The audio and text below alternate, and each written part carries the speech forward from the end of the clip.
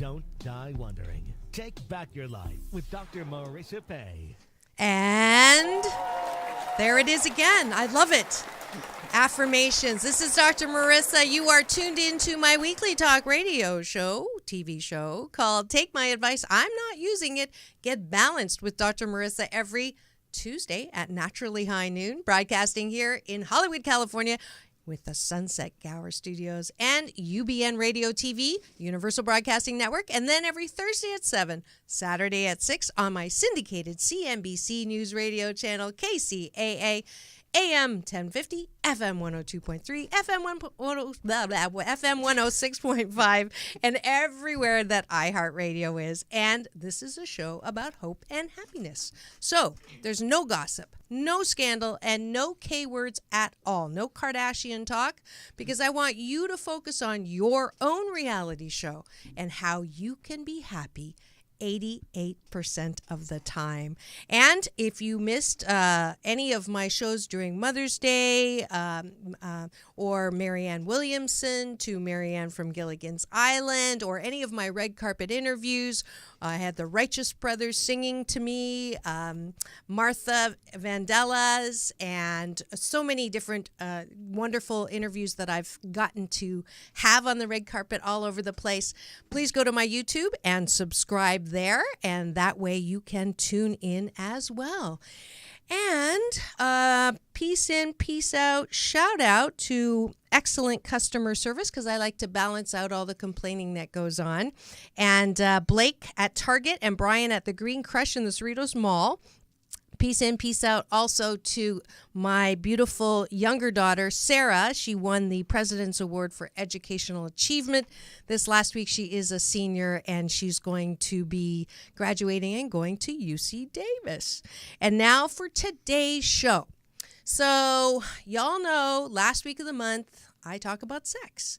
And why do I talk about sex? Well, if you were here in the beginning, I think it was my second year on the air, and on camera, because we got cameras in the studio, I saw the statistic that up to 85% of women actually fake orgasms. And or many, many women are not interested in sex because they're not comfortable in their bodies. They've, loved and lost, or their heart was broken, or men as well. And so, and also, teenagers running around getting their sex education from porn. So I thought, you know what? I want to dedicate 1 week a month to actually talk about sex in a, not necessarily educational, but let it be okay to talk about pleasure, because I'm determined to make pleasure a G-rated topic. I think it's important for us to talk openly about it. And although my kids will say, Mom, can we have one dinner without you using the word vagina? So we do kind of go overboard sometimes. That's me. But I haven't had a panel in a while. And so I wanted to bring on some millennials to talk about, is there a better way, a best way for parents to be able to talk about sex and having sex, what messages work, what doesn't work. I want to understand some of the new terms that I have no clue what they mean, and all of that. So I brought here, and I was going to have my older daughter. She surprised me from coming back from Cornell early to be at her sister's award ceremony, but she is on her way tomorrow to do her internship at Duke after finishing her second year at Cornell, and very proud of her, and so super crazed trying to get everything done and ready before she flies out. So she begged off, which of course I'm going to say no, but she begged off anyways. And if you want to, and plus I thought about it, and I thought, do you really want your older daughter coming on and talking about what she doesn't like you talking about sex about? And I thought, you know what? Maybe I won't miss her. So I brought some safe teens and millennials to the studio, and I'll let them introduce themselves. They're wonderful, beautiful. I just got to have a meal with them on Sunday. Their parents and relatives are students and clients of mine. So without further ado, welcome my millennial panel. Hi. Yeah. Applause. Where's my applause? Yay! can't let them not have their applause. So I'll let you introduce yourselves, and this is the way I'd like you to do it. So the name that you're using today, because you could be anonymous if you're a little bit embarrassed, and kind of where you grew up, yeah, and how old you are, right. and we'll go from there. All right. So on the count of 3, point to the one in the room that you want to have start. 1, 2, 3. Okay. The guy got it. All right. Okay, I guess I'll start then. Yeah. Well, my name is Aldrich Chavez, and I am currently 16 years old, and I am growing up in Huntington Beach, California. Okay. However, I was born and spent most of my childhood in Texas, Austin, Texas. Got it. So you got a 2-state experience. Exactly. Yeah. Awesome. Well, welcome. And then Thank you. you get to invite the next person. Okay, since they both pointed at me, Elise, you can start. Okay. All right. My name is Elise Quintanilla, and I am 18 years old. Okay. I live in College Station, Texas, and I'm visiting my family and friends here in Huntington Beach. Beautiful. Welcome. And last but not least. My name is Annette Welsh, and I'm 23 years old. I grew up in Texas, but I now live in California, and I'm a California baby. Yes, you are. And she's also, as of 2 weeks ago, Yes. she's my new assistant. I am. So I'm putting her to work already on camera. I'm really happy to be here. Yeah, really happy to have you. So I'm going to start with, let's see. Okay, I have to be honest. When I was doing research for this, it was like I was depressed at what I was reading about millennials and sex. So here we go. Washington Post. Statistics actually, okay, so let's start with this. I have all this from the LA Times, Washington Post, New York Post. And the stereotype of millennials, because of their obsession with dating apps, is that it's a hookup culture. Okay, so that wasn't necessarily the part that depressed me. The part that depressed me was there's a study out. So there isn't anything magical about it. Why more millennials are avoiding sex? Journal of Sexual Behavior finds that younger millennials, those born in the 1990s, are more than twice as likely to be sexually inactive in their early 20s as Gen Xers were. Compared with baby boomers, millennials look like nuns and priests. I was like, really? Yeah. Wow. Yeah. So why they're saying, and so I purposely didn't give you this ahead of time because I want to get your off the cuff reaction. Why they say a culture of overwork and an obsession with career status, a fear of becoming emotionally involved and losing control, online dating where looks matter above all, anxiety surrounding consent, and an uptick in the use of libido-busting antidepressants, the use which doubled between 1999 and 2012, can reduce sex drive. So, reactions. Who wants to go? So much yes. I feel like I am a contributor into that statistic and to that. I noticed myself. I'm just going to be completely real and let it on the table here, even though Moose I have on the table. my family, everyone watching, but we're just being completely honest and open here. So yeah. I think that is very accurate. I mean, I've contributed to having those dating apps, Tinder, Bumble, all that new stuff that's in our generation. And I've noticed that it really loses that sense of connection because you are first basing on looks, and you can put a bio of like a little bit about you, which I always read because I'm interested not just on what's happening physically, but internally, because that's who I'm going to speak to, that's right. Personally for myself. Yep. And it's really hard to distinguish that when you're like going through these apps. You lose that sense of meeting somebody and having that spark and that connection. So I feel like it does draw a lot away from that actual like being able to just engage firsthand, and it really makes you feel very distant from people. Got it. But yes, same, no. I 100% agree on that.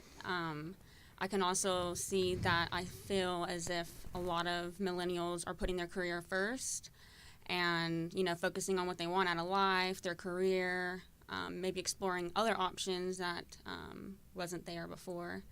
And I personally have no experience on any type of dating website.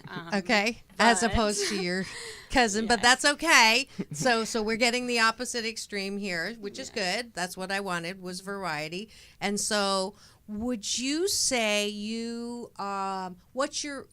would you say you have no interest in dating at all? Like, that's not a high priority in your life right now, that you're focused on, because you're at college, you're at Texas A&M, Yes, right? ma'am. And first year, you just finished your first year, Yes. and you want to be a Dentist. dentist. That's right. So you are focused in on that. Are your friends using apps? Are your friends kind of boy crazy, girl crazy? Where are they? Maybe a very, very small percentage, I would say. Okay, so what they're saying is kind of true. What the statistics are Yes. showing. Okay, cool. And then there's the guy. Yep. Obviously, I mean, I personally agree with that completely, and only because I feel like once the dating apps started to come out, and once like the times started to change, because the times are still changing now. True. So anything could happen with the future generations as well. Yes. Like they could either be more sexually active or less. But I think with the when the times changed and the apps came out, it made it so much more easier to just hook up, and sex just became, just whatever. Like Yeah. it just was like, okay, I swipe up and then we have sex tomorrow. Like that's kind of how it became. And His before his that, parents are in the room. I wish the camera was on their face just now, but that's okay. yeah. I mean, I haven't used dating apps, but it's you know your friends do it. Yeah. Everybody does it. Right, yeah, And I'll exactly. come clean too. I'll put the moose on the table. My kids are constantly saying, "Mom, what are you doing?" And it's like, it's a game. It's like a cross between, Match.com and Candy Crush. I have a break and I'm like, oh, Yeah. let's see who's here.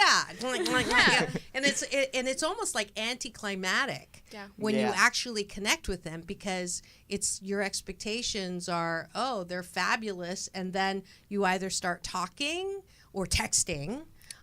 Or say, yeah. So it's interesting. So okay, so would you agree then that this generation has there's less meaning in the actual sexual the sexual action, because of the both your motives, or your attention is elsewhere, that's important, your value systems are elsewhere, or your focus is elsewhere, or it's meaningless?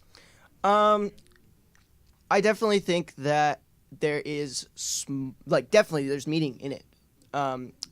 However, it's not the same meaning as it was before. Like, it's not making love, it's just having sex or Yeah. hooking up. Yeah. So do you want to hook up Yeah. is a very clear, do you want to have sex, not do you want to have a relationship and get to know each other. Yeah. Right. Yeah.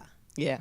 Well, okay, so I have so much to say about this topic because it's just so relevant in me and my friends' lives Okay. right now. And So are you single? I am single. Okay. Yes. And- And I'm out there trying to figure out ways and to meet somebody, but also not come out of a place for desperation. Right. And sometimes when I'm on there, I feel like, oh no, I'm just here trying to shop for a man, basically, when you can just flip on your phone and then you can just scroll through people. And I was realizing that as I'm there scrolling through people and as I'm there talking to these people who may or may not work out, I could be missing on a real life connection. Maybe I'm not present in the moment, and then there can be this amazing man who I've been invoking pass by me on the beach, and that live action, that moment right there that you missed because you're on your phone, that's what I'm realizing. And for me, I don't get on those apps to hook up. And I think that I'm maybe a minority in this and part of the few.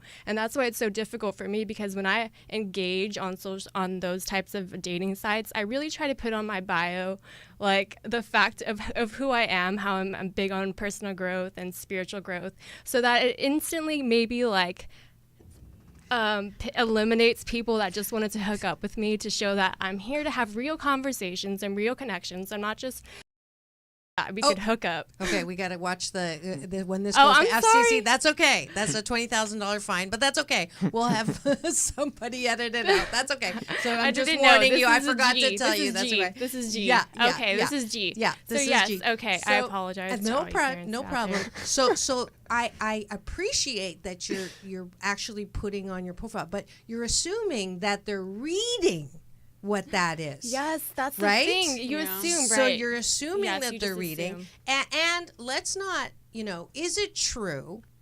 I'm putting you on the spot. You're going to answer for all of the young men on the planet right now. Okay. Because in the old days, and I had a guest on here, David Beck, who's sponsoring the show now, and we talked about the differences between men and women and boys and girls. And, he's very, the bottom line is, boys, that is on their mind pretty much 24/7, or maybe 18/6, and it really is part of the normal growth, whatever. Whereas women or young girls, they really are more focused on that attachment and having something meaningful in a relationship.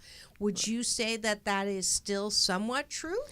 Yes, I definitely think that's definitely true, 100%. Okay. However, though, I do think that there are definitely a minority, or definitely like percentage of men that do grow up wanting a connection that's personal, and they do like kind of shy away from actual like just sex. Right. They think about it, because I have a few friends that are like that. Mm-hmm. And you are too. Yes. Wink, that was a wink. Yeah. However, on the other hand, I have way more friends that are on definitely the other on the other side of that. Yeah. Okay. So I definitely think it's a huge percentage of people men Yeah. that think that way. Yeah. Yeah. And I think it's because of that being unchecked. That is one of the big reasons why we have misogyny and why we have Weinstein, and that whole thing that we are seeing now, where before it was almost okay to have that as a normal growing up, male, and now we're learning, and some of them are learning the hard way, no pun intended, that's not okay, and that the way you treat women is important. So would you say that the minority is growing to be a majority? That's one part of the question. And how much of that is because of parental messages to the children now versus then? Well, I can just to put my sense into that. Yeah. I think that is true. I think the minority is starting to become a majority, because when they see that these people that are so like famous, like that they got away with it, and now they're getting punished for like these sexual crimes, they're starting to realize, well, dang, maybe I'm not going to do this. Maybe I'm not even going to think about it that way, because these are like they start implementing in schools and with parents, like they start implementing that it's not okay to do that, Right. because it starts becoming a topic. Yeah. As children and teenagers are growing up, I think now even more, because it's been happening so much in the news and all of that. Yeah. So that's good news. yeah, definitely. Yeah. Good. Yeah. Good. Weigh in? Anything to add to that, or? I mean, so I'm going to put you on the spot too. What exactly did your parents say to you about sex? And I was going to ask my daughter this too. So I can try to look at correlation. So I'll start. Okay. So I was told you don't have sex until you're married. Yep. And I'll never forget the day my mother found my birth control pills, and I was like in my 20s, like mid-late 20s. She had a cow, just complete cow meltdown. So that was the message before. Now, when I first started doing sexual healing with Dr. Marissa episodes, I found that hadn't really changed. I would talk to a lot of kids, and they would say, their parents would say, not till marriage, but if you're going to do it before marriage, make sure that you're protected. And that was kind of the message. So anything else? My parents actually have never said, wait till marriage. But they weren't saying not wait till marriage either. It was more like, I felt like they kind of openly talked about it and said, asked me if I was sexually active, if I wanted to get on birth control, if I wanted to kind of take that route. And they were more open about it. And I felt like a lot of my friends, they were scared to talk to their parents about that. They were scared to ask or tell their parents that they were, and they had like a fear inside of them, and then they would end up pregnant the next year. I'm like, yeah, the consequence. And if you're wondering why I'm talking about sex on the air right now, it is because it is the last week of the month, and that is the Sexual Healing with Dr. Marissa, the new Asian Dr. Ruth, special series that is happening on Take My Advice. I'm not using it. Get Balanced with Dr. Marissa. And I am very fortunate to have a panel of millennials here to actually talk about their experiences and be open to some of my probing questions, no pun intended, to ask what's going on and how can we do this better. So, Annette. Well, I don't think I really recall my mom telling me to wait till I'm married.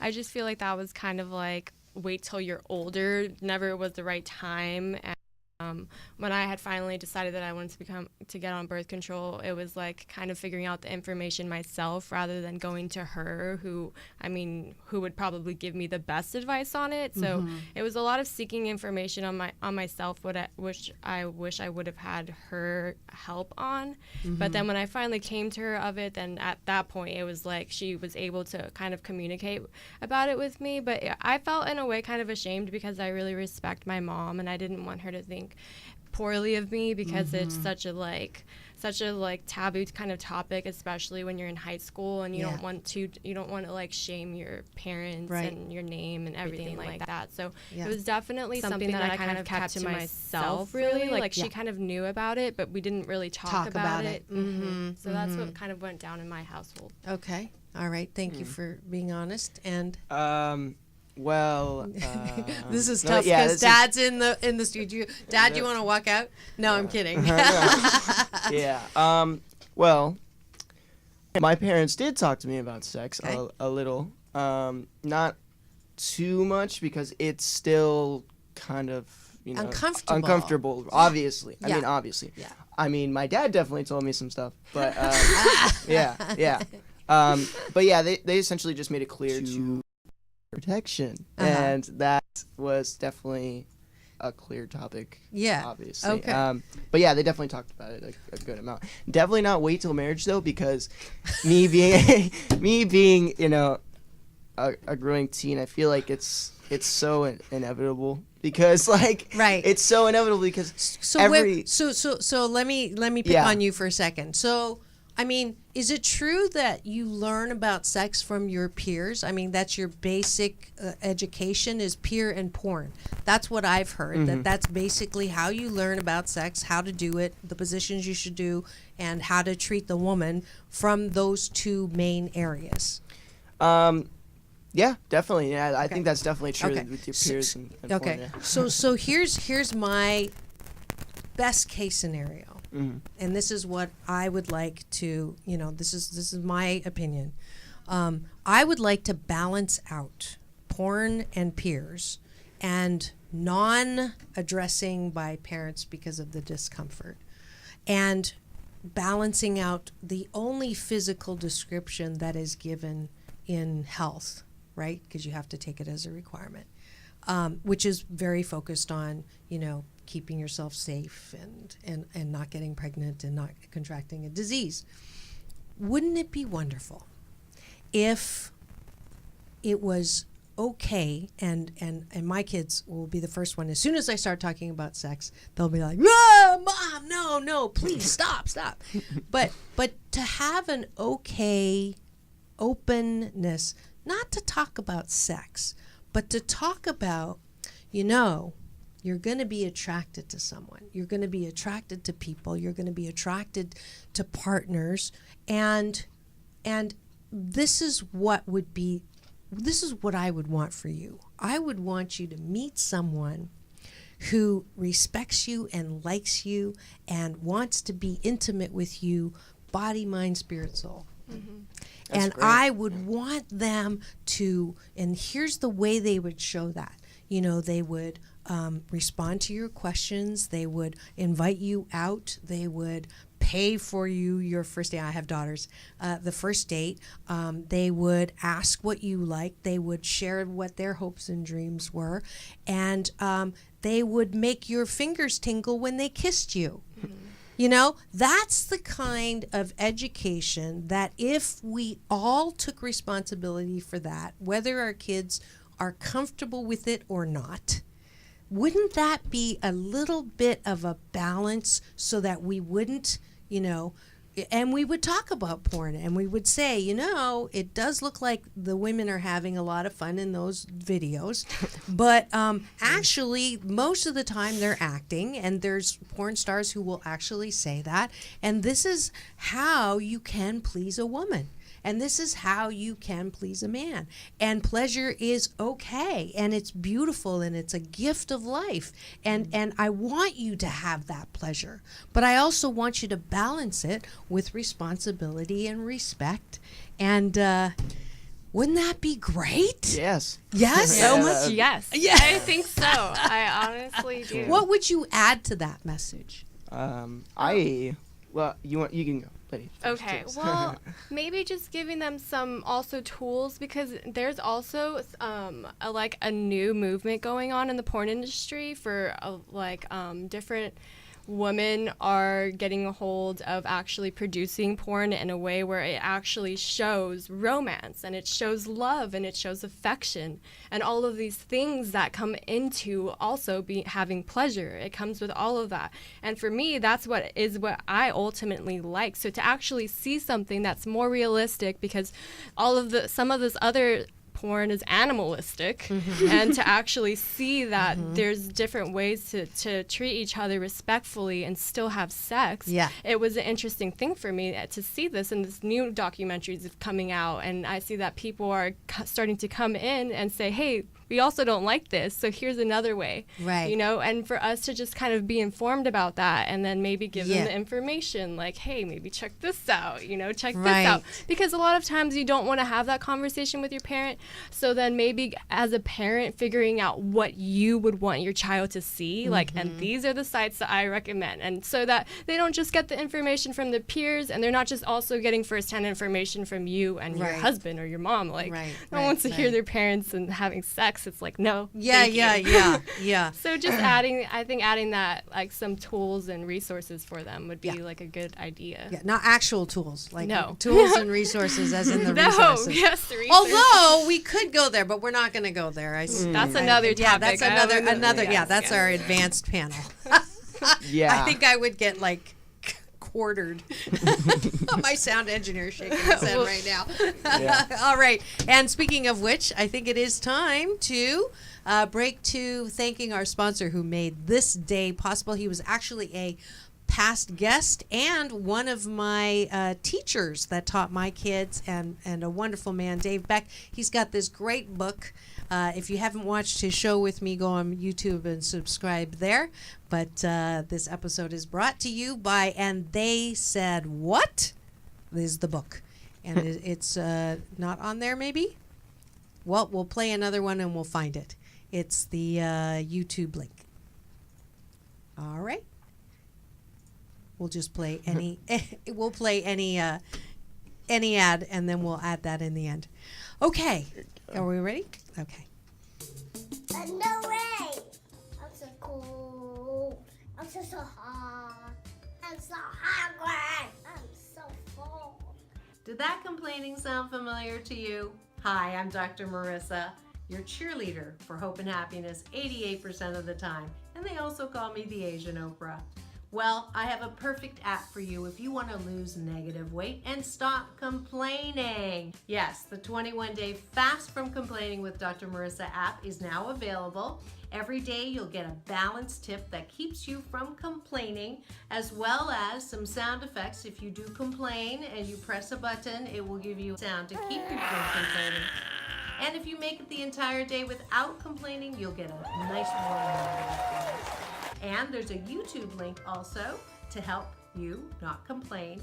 And then at the end of the 21 days, because it takes 21 days to create a good habit, you'll get an overall score as well as a way to post your triumph with your friends and family on Facebook. So don't complain, have fun, and remember it's all about balance. Peace in and peace out. Peace in, peace out.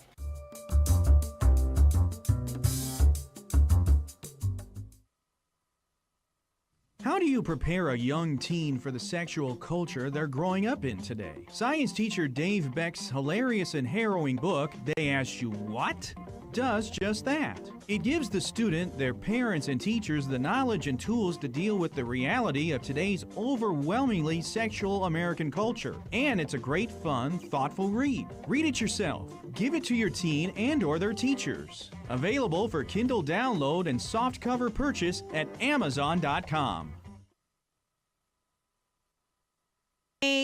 And applause in. Thank you, David Beck, for sponsoring the show, as well as the 21-day Fast from Complaining with Dr. Marissa. We'll talk about more at the end of the show. But today you are tuned into Take My Advice. I'm not using it. Get Balanced with Dr. Marissa. And it is the special series end of the month called Sexual Healing with Dr. Marissa with my millennial panel, because I'm determined to make pleasure a G-rated topic. And we only have a little bit of time left. I know the hour goes fast, right? So 10 minutes of whatever you want to say about, now that we kicked your parents out. So Yes. It sounds like you have something to say. Here we go. Oh, all right. Yeah. Okay. So, just my topic. You know, do you hear that feedback? Yeah, there's like huge amount of feedback. Oh, Okay. it's just someone else. Yeah. It's definitely a plane. I was just Oh, it's a plane? Yeah. Oh, okay, cool. So Anyways, the back on size? topic. I just wanted to say that I personally think, like, it's definitely a big yes to making pleasure a G-rated topic and talked about. But I think that personally, as one of the teenagers, I think it's kind of inevitable for a teenager not to have sex in like a high school or like middle school, because that's actually happening a lot now. Like because kids think, oh well, I really want to, like they really want to. They come into like and then they're with the people that they see every single day, and it's like, well, they're here, I'm talking to them, I like them, I think I want to do this. Right. And it's very hard to like have the discipline to just say, well, I can wait, and some people do, and that's amazing. Yeah. But as the times go on, people, teenagers watch porn, and it's very, very hard to discipline yourself enough to say, well, I have the option to, so I'm not. Right. Well, it's very, very hard. Right. So let me be clear about the hard. Yes. The difficult. Difficult, yes. I am not saying that you shouldn't. I am saying, and let me do a before and after here. So let me guess right now, what's happening is I go to school, middle school, disturbing, but let's just go to high school. It makes me feel better. Yeah. So you're somewhat more emotionally mature. You're in high school, you see a hot whatever, boy, girl, you're attracted to them. You ask for their number, you start texting, you take them out on the date. The boy wants to have sex, the girl wants to feel loved and appreciated and cherished, and wants to be liked. Doesn't want to be known as a SLUT, and at the same time wants to be cool. And here's a lot of affection, and if you grew up in a home where there wasn't a lot of affection, this is like candy. So then you have sex, and then the guy goes, well, that was fun, and I see something even better over there. The girl is heartbroken. She's, drama. It's a huge deal at school. She can't study, and then the groups come and form, and there's anger and blame, and there's a lot of disruption to life in school, and falling into depression, and then maybe getting into drugs, and maybe so that's the before, and that's just what's happening now is my guess, because there's no other option. Because there's nowhere to turn. You don't want to talk to your parents because it's not comfortable. Your friends are like, screw them, and how dare, and it all. And so, what about the after? Right. Where you don't go to your parents, but y'all, are when you're showing something, and it's like, oh, check this porn out, or check this, and then you start saying things like, I think it would be more respectful if we balanced out, what we're seeing, or, actually maybe women and young girls can start understanding their bodies and liking their bodies and respecting themselves and still have pleasure, but know what they like. So maybe we should find out what they actually like. Maybe we could ask them what they like, and maybe when girls get together and they go, have you done it? Are you doing it? Instead of oh yeah or oh no, it's I kind of want to wait till I meet a guy that just doesn't want to hook up. Yeah. I'm not saying I'm gonna be a virgin for 10 years, but that. I think that, and then if the parents could say, you can blame it on me. Hey, I just heard Dr. Marissa talking about with the sex panel with millennials, and we've never had this conversation, and I know you're going to be uncomfortable, but let's talk about it because this is what I want for you. This is how I want your first time to be. I told my kids about my horrible first time because it was a horrible first time. It meant nothing, and it scarred me.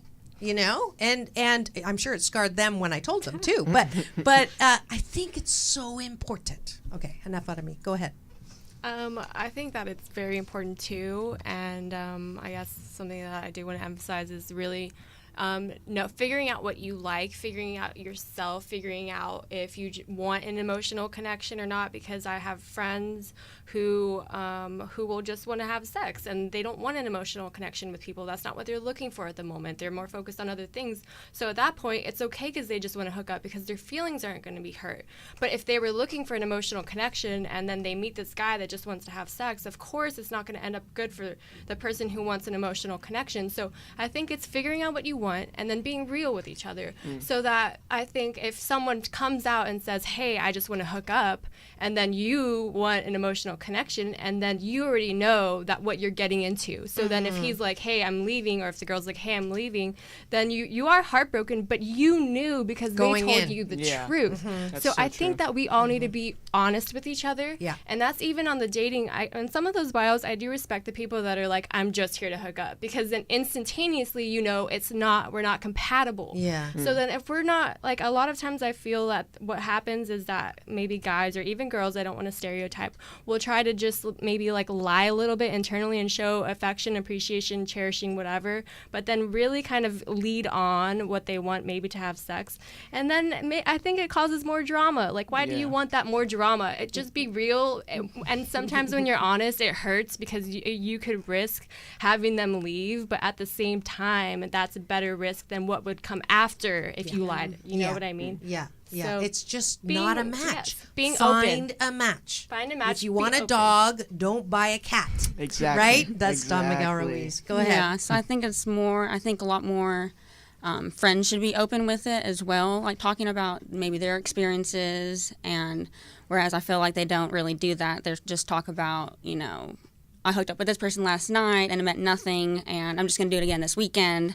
And as well as like parents talking about different, like, talking about pleasure and, and I do agree on that, like finding out what you enjoy for yourself. And then if you could find a partner that is actually interested in wanting to pleasure you in that same way instead of just a hookup or, more of a connection, I think. Yeah. Because I do think, and I'm not coming from a moral stance, but in my experience, sex with intimacy or sex with meaning is much more pleasurable than just hooking up. Mm-hmm. Yes? Yes. Okay. So there's the, I always get suspicious when, especially women, when they go, I can just hook up. I'm like, really? I can't do it. Maybe I'm projecting. But anyways, so it looks like we are at the end. And I always ask one question of all of my guests, and that is, what or who are you most grateful for? And I'm not going to say in bed. I'm just going to say what and who are you most grateful for in your life? I am most grateful for my family and love. Beautiful. I would say that I'm most grateful for this present moment and for just family as well. Beautiful. I'm definitely most grateful for my family, for sure. That's a 100%. I'm also grateful for my life. Beautiful. Yeah. Beautiful. And you are headed to acting? Yes. That is your Yes, that I is am. your That's also road. something I'm grateful for. Yep, there you go. Yep, and my passion. And you are in service work with all kinds of limitless possibilities, and I'll be putting you in my pocket for now. And you are going to be a dentist, and I know that's going to be awesome. Peace in and peace out to my own beautiful inside and out daughters, Chloe and Sarah, who've had to suffer for all the experimentation that I've done in this area. But I am so grateful for all of you opening your hearts and opening your mouths and opening your experiences to share with all of my listeners. So let's give them a huge applause. Yay!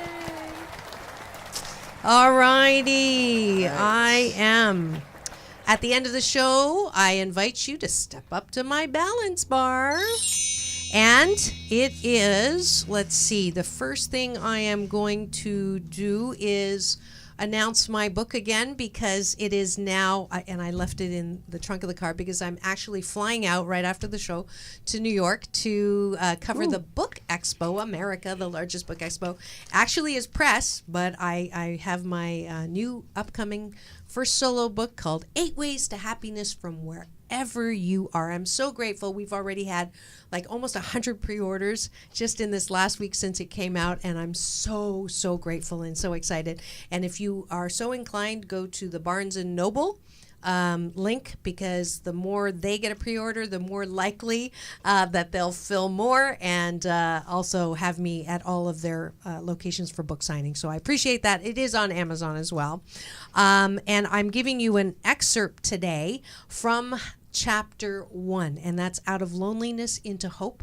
So if you are right now saying, I'm not having sexual healing, I'm not having sex at all because I'm alone, I'm lonely, and that's the way it's going to be for the rest of my life, I want to argue with you. I want you to read the book. I want you to know that loneliness is a okay, normal feeling for human beings, but there is always hope, and that you are loving, loved, and lovable, and wrapped in a warm blanket of worthiness, and you too can find hope, because you are hope.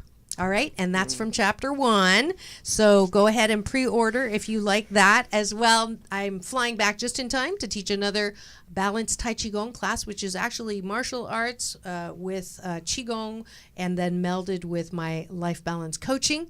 So you actually get to release some BS, some belief systems that keep you from being happy 88% of the time. And my panel here will be with me next Saturday. So if you want to come and meet them, and if you're single, There you go. So as well, join me Wednesday, June 6th, and the poster is the blue one. It is a Vision to Wealth. It is a free entrepreneur night at the Hyatt. I've been asked to be on the panel and be one of the speakers sharing business strategies for more money. And just to clarify something, the money is not the root of all evil. Money is a wonderful thing, especially when you have wonderful things to do on the planet. So I am all about creating and emphasizing and wanting more and more wealth for everyone on the planet, especially my listeners who are doing great things on the planet. So that is, if you go to Vision to Wealth, if you go on my Dr. Marissa Facebook, I will have a link, or you can go Vision for Wealth, Dr. Marissa Pay on Facebook, and then you can say I'm going, and you will. There's a free tickets just with my name on it, so make sure you do that. Next week, I am having another guest who is doing fabulous things on the planet. Cabria Stokes is the founder and CEO of Homeboy Electronics Recycling. So if any of you who don't know about Homeboy Industries, they take people and hire employees who are straight out of the incarcerated system, who can't get jobs pretty much anywhere else because they have an ex, but they've done the time already. And so Father Gregory started Homeboy Industries, and it's been catching on, and it's a wonderful solution to really healing this aspect of our planet, making prison not an industry, a $1 billion industry, which it is now, keeping people down, but providing hope and opportunities for people who have made mistakes and have paid the time and now are out to be beneficial presences on the planet. So make sure you tune in next week for another scintillating episode of Take My Advice. I'm not using it. Get balanced with Dr. Marissa Pay. That's P for positive, EI. And remember, it's all about balance. Peace in and peace out, which is world peace through inner peace.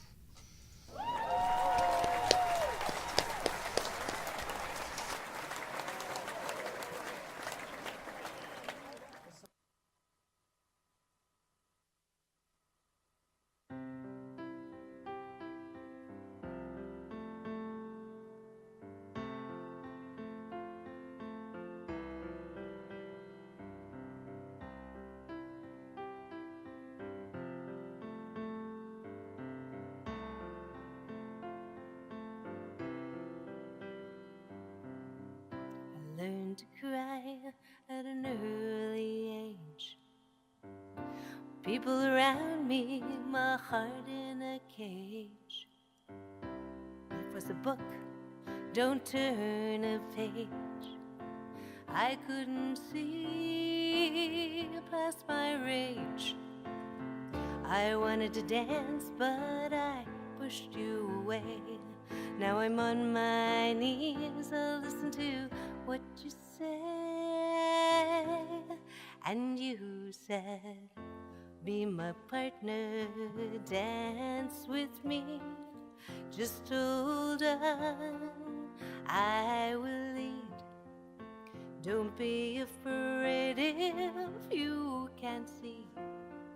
I promise you joy in the mystery. I wanted to believe in magic, so I put on a masquerade. I pulled off an amazing hat trick, but the illusion didn't last a day. I wanted to dance, but I pushed you away. Now I'm on my knees, I listen to what you say.